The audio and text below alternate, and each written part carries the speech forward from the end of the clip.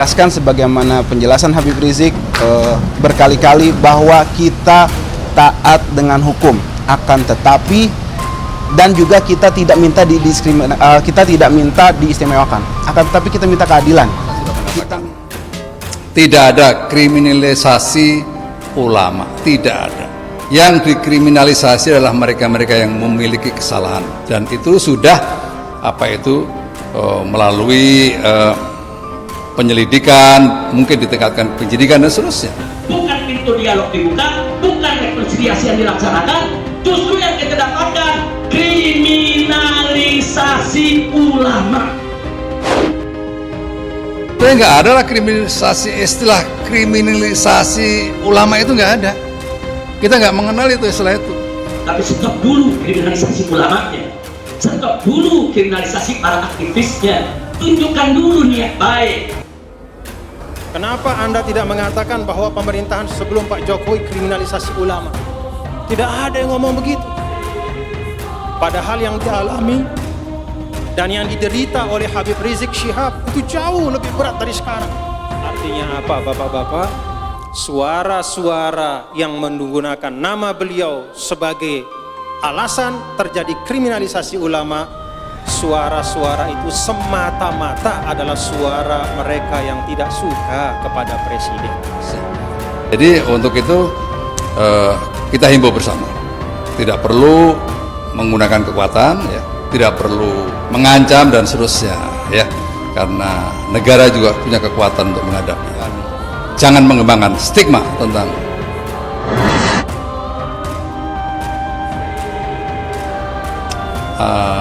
kriminalisasi ulama, karena itu sebenarnya mobilisasi emosi untuk kepentingan tertentu, untuk kepentingan politik. Di Indonesia ini tidak ada yang kebal hukum. Kepala Kantor Staf Presiden atau KSP Muldoko merespons soal tudingan kriminalisasi ulama dari sejumlah pihak terkait pemanggilan pentolan Front Pembela Islam atau FPI Rizik Syihab oleh Polda Metro Jaya.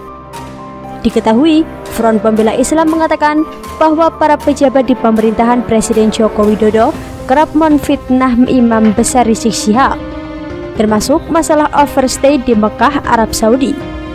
Dalam akun Twitternya @dpp_live_id, FPI menyebutkan bahwa mereka sudah berulang kali menyampaikan agar pejabat Jokowi jujur terhadap kondisi HRS. Berulang kali kami sampaikan, jujurlah, jangan bohongi rakyat, karena pasti kalian akan malu.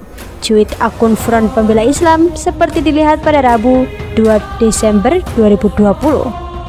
Lebih lanjut, disebutkan FPI selama ini banyak mantan pejabat yang datang menemui Rizik Syihab untuk meminta maaf atas perbuatannya selama menjadi pejabat aktif. Kepala Staf Presiden Jenderal TNI Purnawirawan Muldoko mengingatkan, Indonesia adalah negara hukum. Kedudukannya semua sama di mata hukum, sehingga tidak perlu menggunakan kekuatan untuk menghambat proses itu. Itu dikatakannya menyusul proses hukum Imam Besar FPI Rizik Syihab saat penyidik mengantarkan surat panggilan ke kediaman Rizik Syihab di Petamburan, Jakarta. Sejumlah anggota sempat menghalangi. Muldoko mengatakan, aparat dipastikan bertindak sesuai dengan ketentuan berlaku apabila mendapati individu ataupun kelompok melanggar peraturan.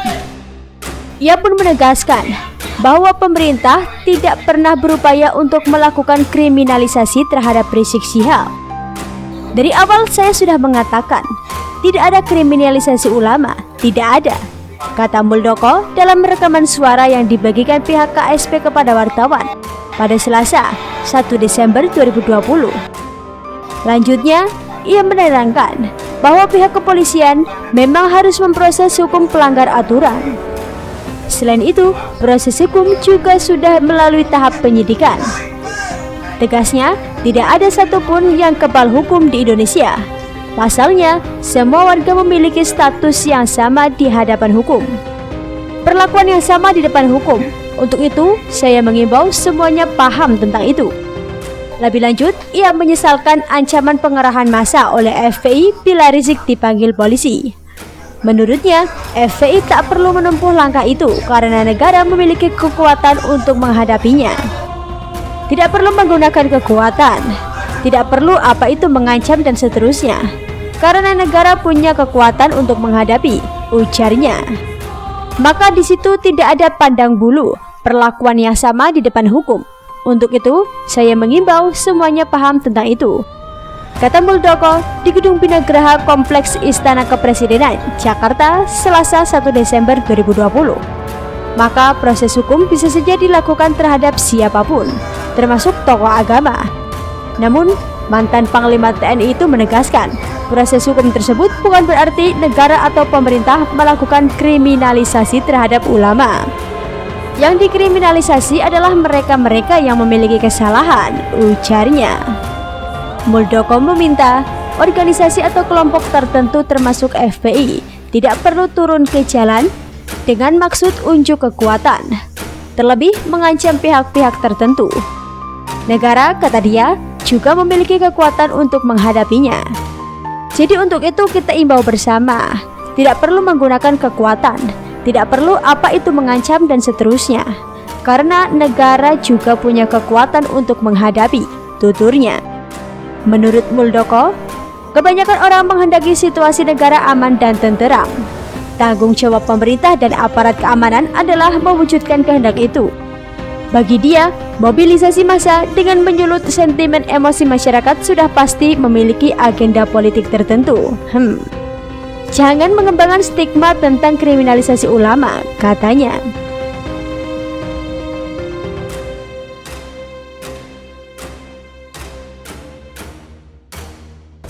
Kita semuanya ingin bahwa negara ini baik-baik saja, negara ini aman, tentram, karena semua masyarakat menghendaki situasi seperti itu. Dan itu tanggung jawab pemerintah untuk menciptakan situasi yang stabil, yang aman, yang melindungi seluruh masyarakat Indonesia. Jadi saya himbau teman-teman saya untuk tidak perlu turun, udah serahkan saja kepada aparat kepolisian, penegak hukum untuk bisa menyelesaikan ini agar clear semuanya, dan itu supaya kita pegang teguh. Siapapun kalau sudah dinyatakan oleh pihak keamanan atau pihak yang bertanggung jawab atas penentuan seseorang dinyatakan bersinggungan dengan hukum atau tidak, maka di situ tidak ada pandang bulu, perlakuan yang sama di depan hukum. Untuk itu, ya, saya menghimbau semuanya paham tentang itu, paham tentang itu. Tapi jangan terus bahasanya kriminalisasi ulama, bukan kriminalisasi yang salah. Nah, kadang-kadang untuk membangun sebuah emosi, istilah-istilah itu dikedepankan. Jadi saya ingin katakan kepada masyarakat Indonesia bahwa negara melindungi segenap bangsa dan warga negaranya. Nggak ada itu negara semena-mena, nggak ada seperti itu.